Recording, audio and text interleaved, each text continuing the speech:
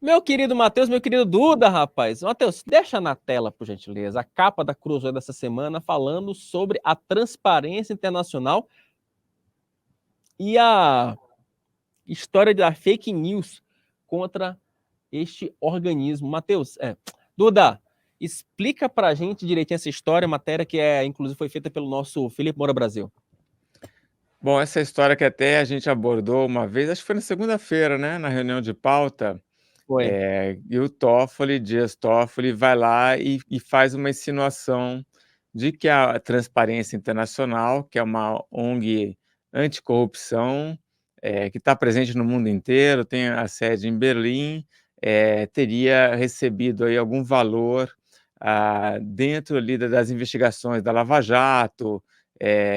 E aí a gente, mesmo na segunda-feira, a gente já tinha dito que isso aí não tinha o menor cabimento, a Transparência Internacional nunca recebeu nada, e até a subprocuradora, tem um nome super complicado, Dobrovolsky, já tinha dado um parecer ali dizendo que tudo isso era pura especulação, não tinha nenhuma base nos fatos, né?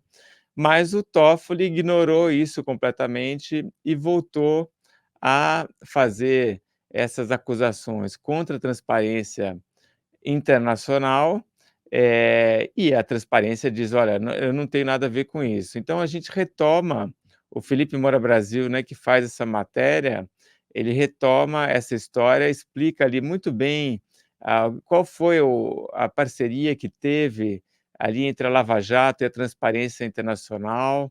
Não tinha nada ali que envolvesse recebimento de valores, isso não aconteceu.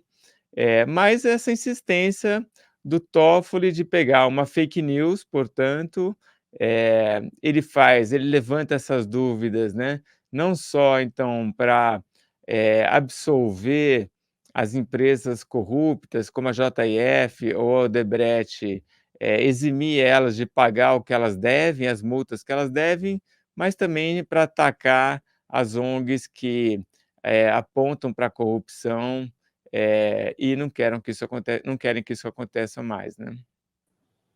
Basicamente é isso, né, Duda? Quer dizer, você cria uma situação ali constrangedora, né? Porque, só pra gente relembrar, esse caso todo, ele veio à tona depois que o organismo internacional rebaixou a nota do Brasil, rebaixou o Brasil, né, no índice de corrupção. E a Transparência Internacional fez críticas a decisões recentes do Toffoli e também do Aras. Então, é isso, né? São essas coisas no Brasil que você fica pensando.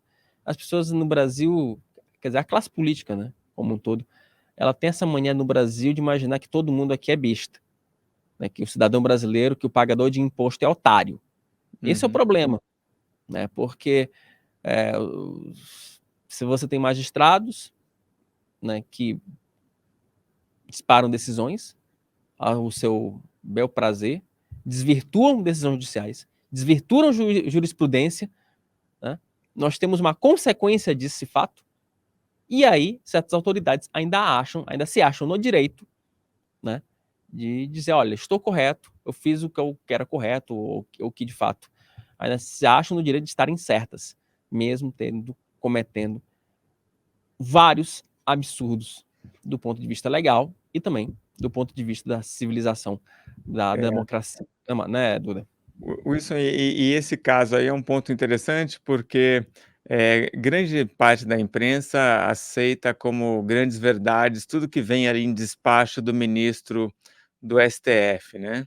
Isso também acontece porque eles têm uma relação ali quase que de parceria com as fontes que eles têm lá em Brasília, então eles não querem, falar mal de ninguém do ministro do STF, porque esses caras também passam informações em primeira mão, e aí o Toffoli levanta essa fake news, então, que já estava vindo da época do Aras e ninguém contestou, né, ninguém apontou realmente ali, bom, a gente apontou, né, mas assim, trazer a história toda, mostrar o absurdo que ela tem, aí eu acho que foi uma coisa que foi só a gente que tá fazen que fez, quem insistiu nisso daí, super mérito dele foi o Felipe Moura Brasil, para realmente mostrar ali o problema, e aí eu acho que realmente a gente conseguiu, se posicionar de um jeito que não vi aí mais alguém fazendo isso.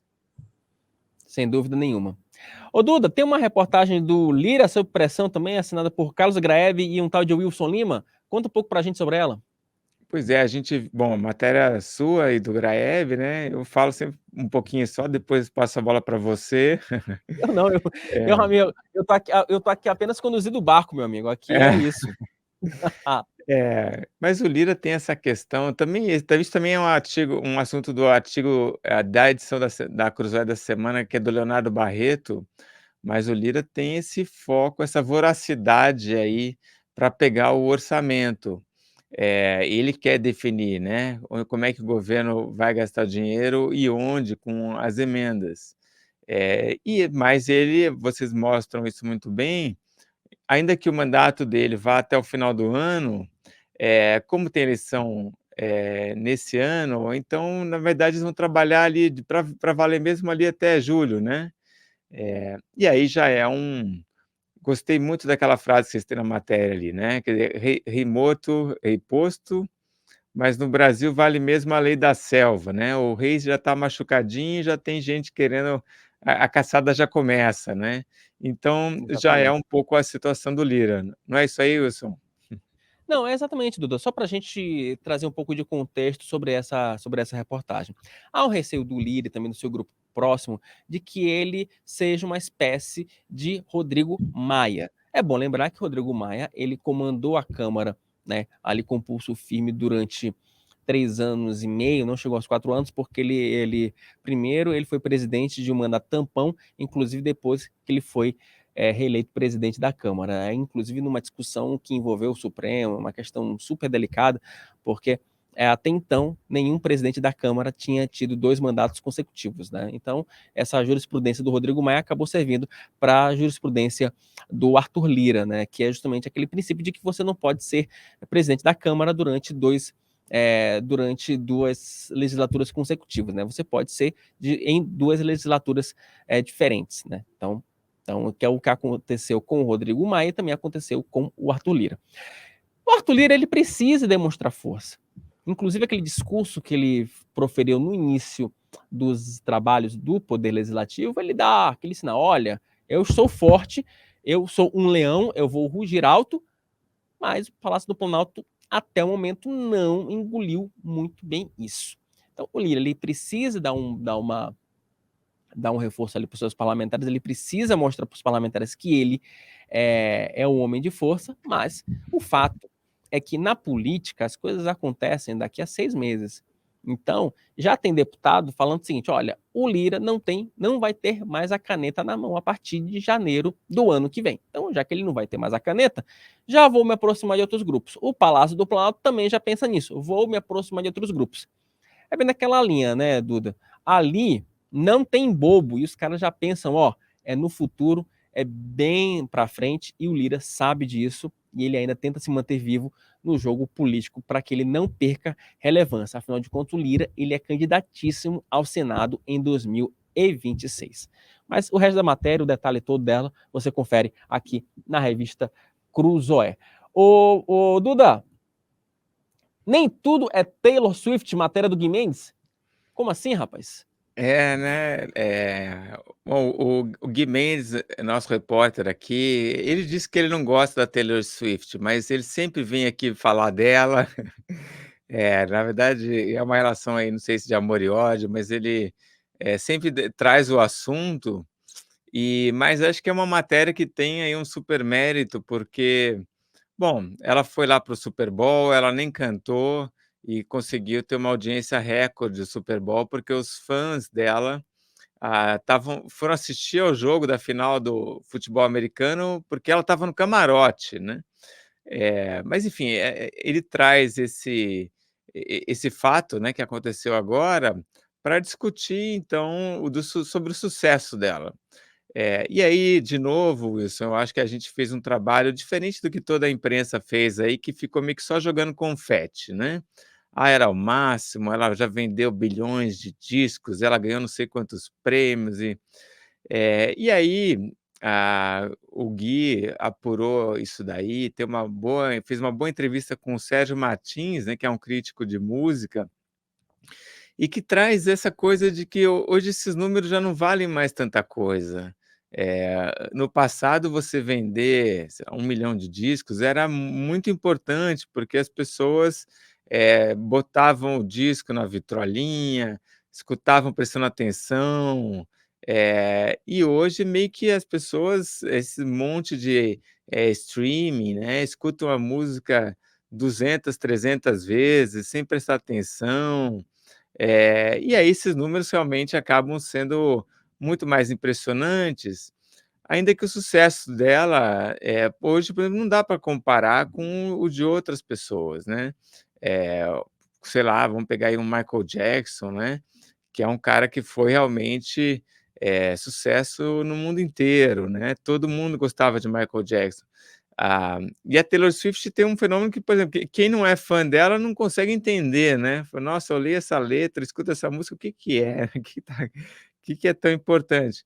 Mas enfim, ele traz isso, né, a música pop, quando é muito simples, não é que ela tem um valor por si só, que ela tem uma super letra maravilhosa, uma sacada, uma música que nunca ninguém fez, né.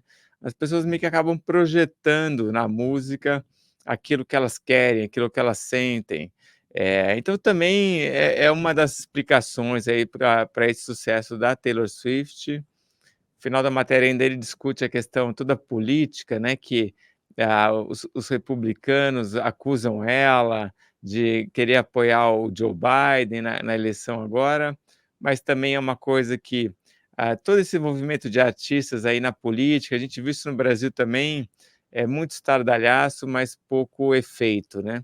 As pessoas não decidem votar num ou no outro candidato porque: "O meu cantor preferido escolheu esse ou aquele, né.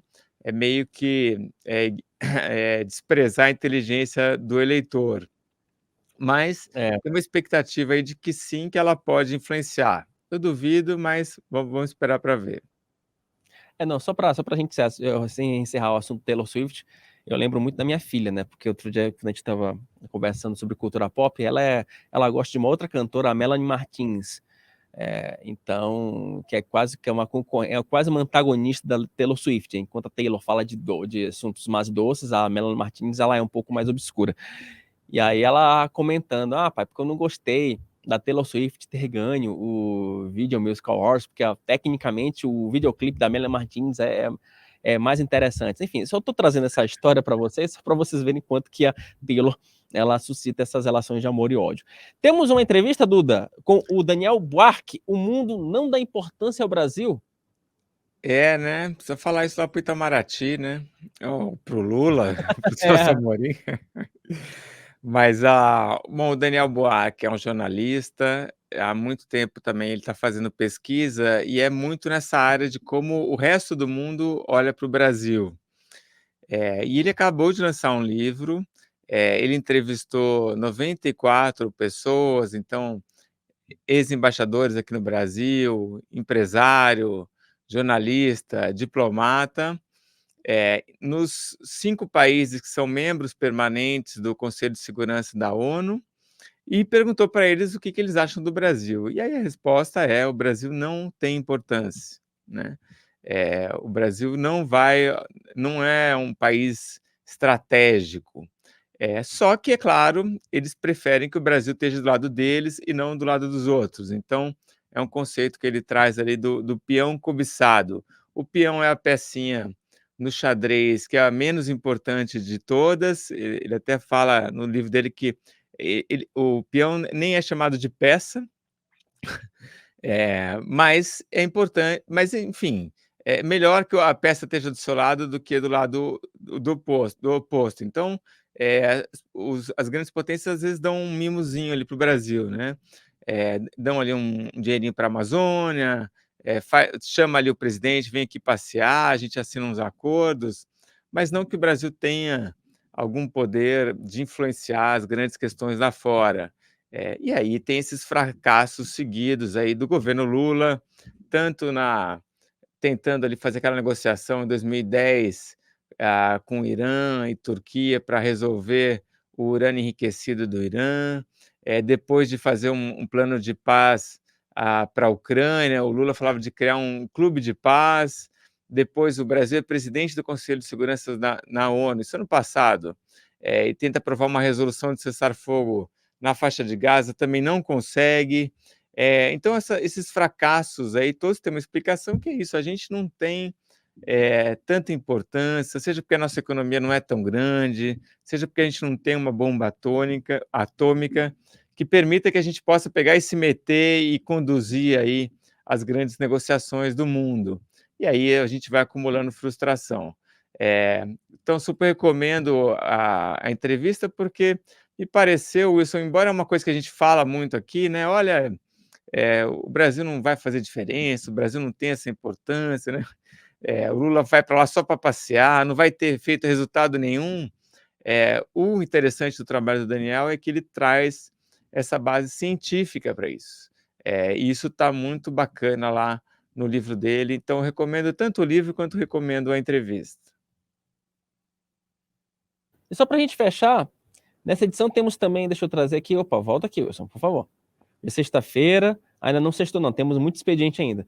Temos aqui a crônica do Leonardo Barreto, Augusto De Franco, Letícia Barros, José Neumann Pinto, Alexandre Soares Silva, Jerônimo Teixeira, aqui com as tilápias, não sabem sambar, bom título, Josias Teófilo, Agamenon Mendes Pedreira, Golpe Baixo, lá fazendo referência às investigações da Polícia Federal, Ivan Santana,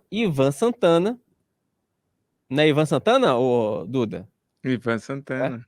Ivan Santana, Rodolfo Borges e tá aí, a capa são as informações da revista Cruzoé desta semana. Mas antes de me despedir do Duda, que eu não queria me despedir do Duda, porque eu quero segurar o Duda aqui até o final do programa, ô Matheus, coloca na tela, por gentileza, um tweet do Boris Johnson, já fazendo a repercussão aí da morte do Alexei Navalny, né? Dizendo basicamente que ninguém pode ter dúvidas de que o Alexei Navalny foi condenado à morte por Vladimir Putin, simplesmente porque teve a coragem de se opor ao tirano russo.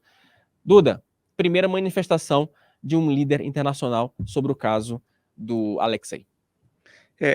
Bom, nós tivemos outras também, né? Você falou Boris Johnson, né? Boris Johnson.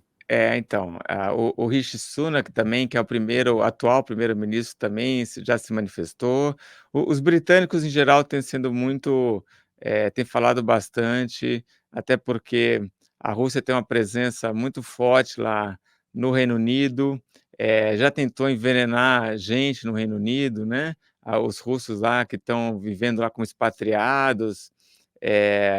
E então acho que eles foram os primeiros a falar. O Zelensky também está tendo um evento de segurança na Alemanha, então também já tem gente lá falando. Só os americanos que não acordaram ainda, mas daqui a pouco vão estar falando. E, claro, aguardando aí ansiosamente as declarações, a super nota que o Itamaraty vai dar sobre isso daí, e até vamos ver, de repente, até um tweet do Silvio Almeida, nosso ministro de Direitos Humanos. Já pensou, Wilson, que maravilha? Só esperar aí que vai acontecer.